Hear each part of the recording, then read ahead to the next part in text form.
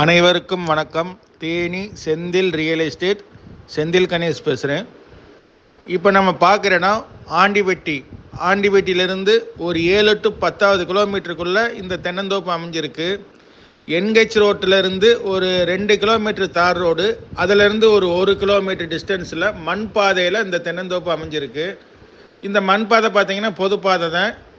இடத்துக்கே லாரி போகும், டிராக்டர் போகும், கார் போகும்.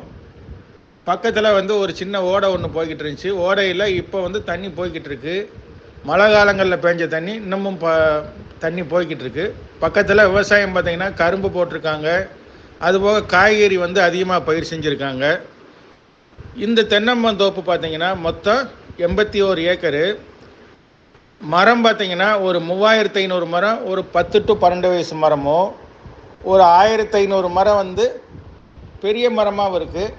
ஒரு 1000 மரம் கொஞ்சம் சுமாராக இருக்குது. அதை கூட கழிச்சிக்கலாம். மொத்தம் ஒரு 5000 மரம் நல்ல மரம் தேரும். மொத்தம் 5 ப்ரீ சர்வீஸ் இருக்குது, 5 கிணறு, ஒரு 4 போர் இருக்குது.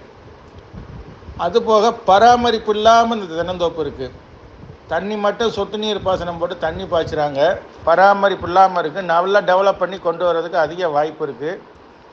விலை பார்த்திங்கன்னா ரொம்ப விலை கம்மியாக தான் சொல்கிறாங்க. தரிசு நிலம் ரேட்டுக்கு தான் சொல்லியிருக்காங்க. ஒரு ஏக்கர் 16 லட்ச ரூபா ஃபைனல் ரேட்டாக கோட் பண்ணியிருக்காங்க. இன்றைக்கி தேனி மாவட்டத்தில் குறைஞ்ச ரேட்டு பார்த்திங்கன்னா ஏக்கர் 15 லட்ச ரூபாய்க்கு குறைஞ்சி வாங்க முடியலை. அதுவும் தண்ணி பார்த்திங்கன்னா கிட்டத்தட்ட 500 அடி 700 அடி 800 அடிங்கிற ஒரு அந்த ஏரியாவிலேயும் அந்த மாதிரி மார்க்கெட் ரேட் இருக்குது.